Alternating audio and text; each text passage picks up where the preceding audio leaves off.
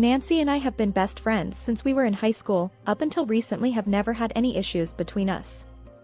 We went to the same university together. After graduating college we were both 23-year-old single professionals, and we were in the thick of the dating and hookup scene in New York. We were both making our money, but the rent here is so expensive, and after upkeep, shopping, and paying student loans it is hard to find any disposable income. So, we would have guys take us on dates at expensive restaurants and places we couldn't afford, so it's a win-win. Nancy was much better at it, more than me. She is really pretty. She was prettier than me because I noticed how guys pick her over me. I even met my soon-to-be fiancé Brandon because he had a crush on her first. Before I came into the picture, Brandon had his sights set on Nancy. He had been so relentless in his pursuit of her, but Nancy was not interested in him. Nancy told me, "He is not my type. You know, I like them rich."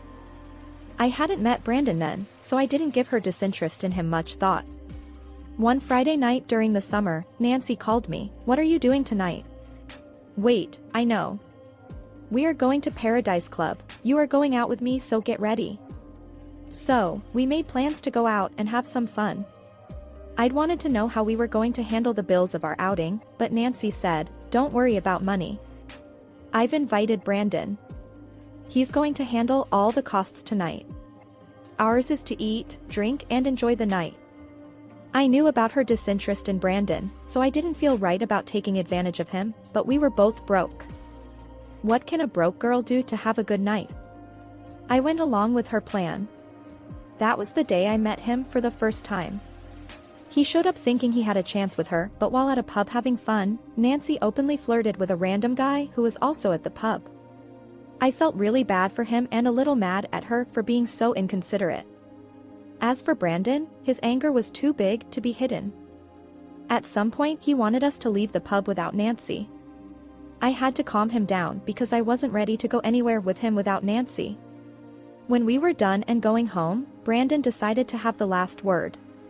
He ranted about his displeasure while calling on Nancy never to repeat that again. It was supposed to be a good night for us, but ended the night in a sour mood. Nancy's house was the closest, so he dropped her off first. Then he offered to take me home. We had a little talk on our way, and he asked me, "Can we be friends?" I said, "Why not?" We exchanged contacts.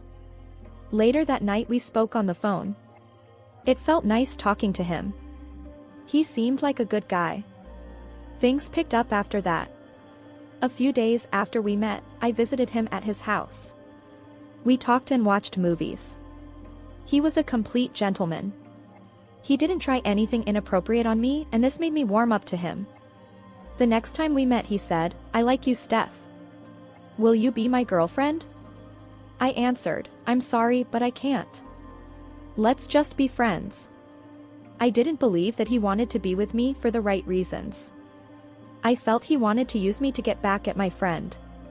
To prove that he was serious about me, he kept coming and refused to accept my no as an answer. He would call me and say all the right things to make my head spin and my heartbeat at an unusual rate.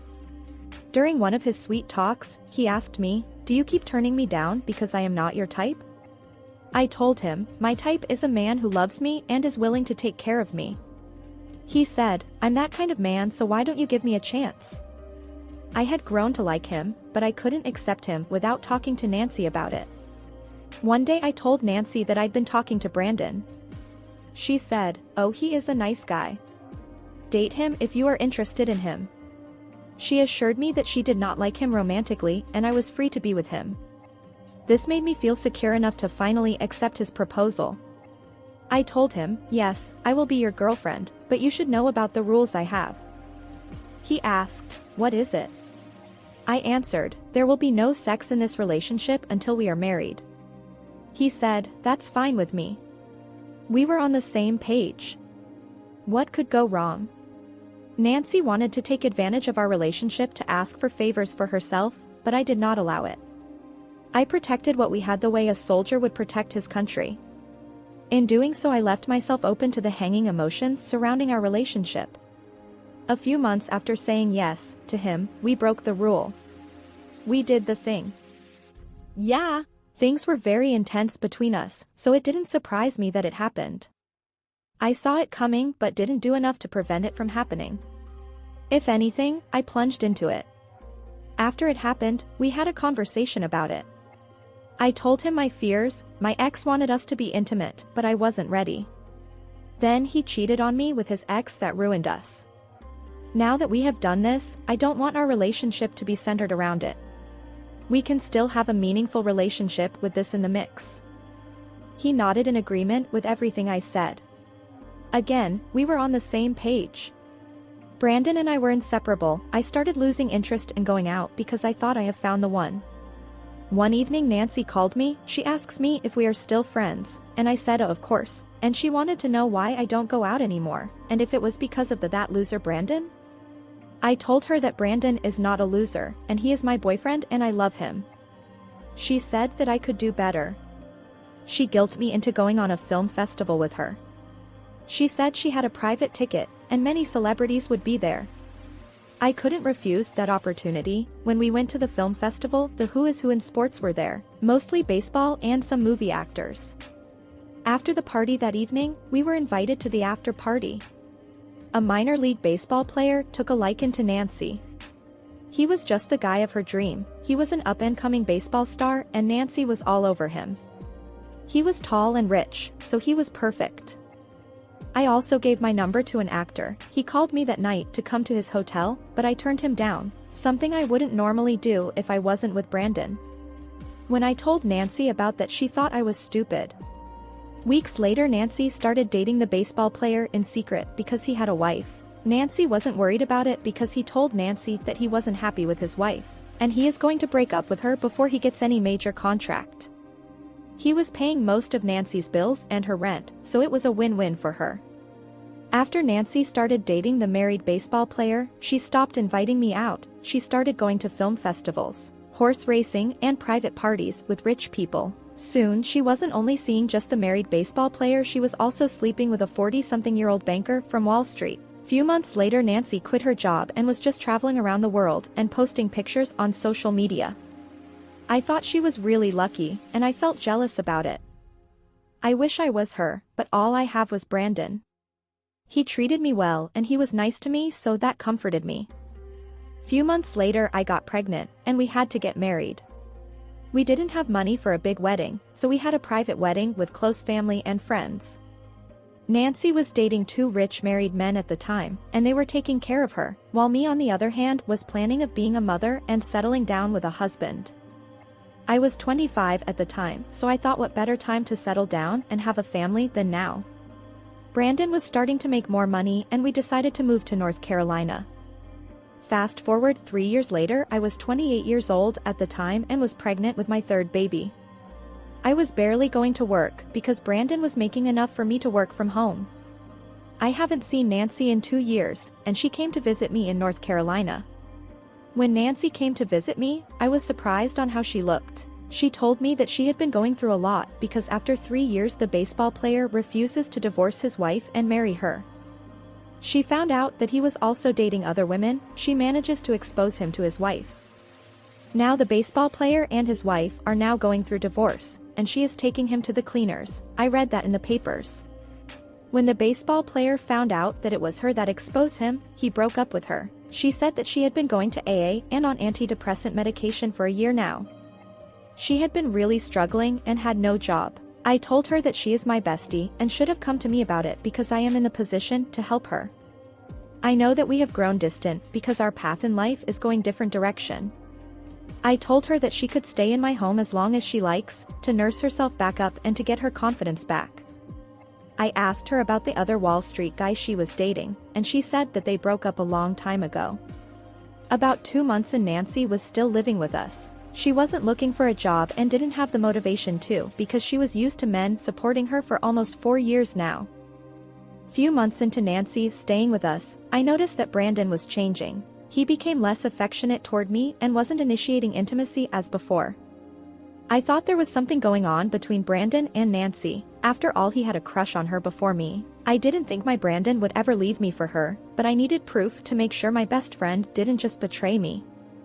I bought a camera and installed it in my living room. The following day I checked the camera, and to my horror I saw Brandon kissing Nancy.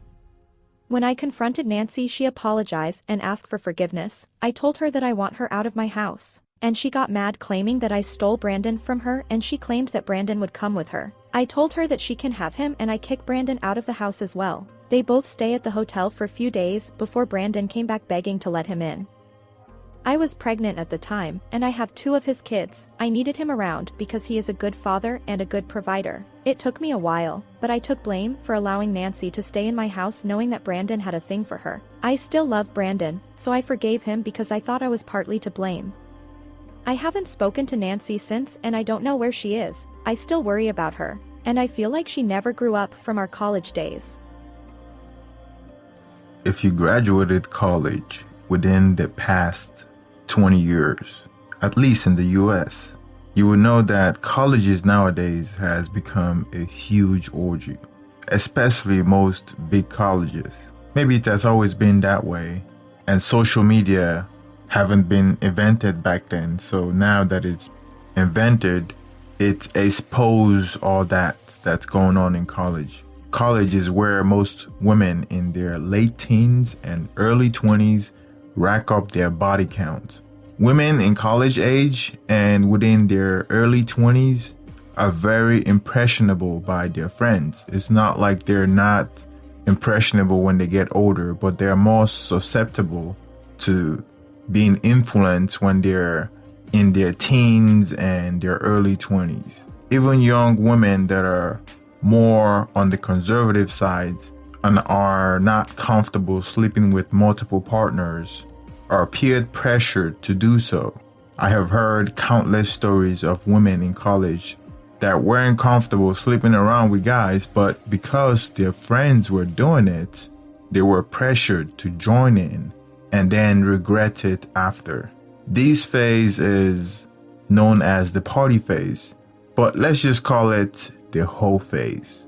I know hoe phase is different from party phase because women can go through hoe phases at any time in their 20s or 30s. But if you can say the party phase is the hoe phase, the Urban Dictionary defines it as a phase in your life that occurs frequently when you are fine with exploring promiscuous activities and connecting with random people. According to some of the Red Pill content creator, the party phase is from 20 to about 27. Women's sexual market value peak at 23 years old, which is when they're supposed to find the right guy and cash in their chip and marry the best mate, which is what the original poster did. However, Nancy wasted her best years riding the cock carousel, chasing guys that are not attainable, like celebrities, married men, rich men, and etc. Nancy's life is best described as the life cycle of a modern-day Instagram model that thinks that she's going to be beautiful forever. At the end, it caught up to her.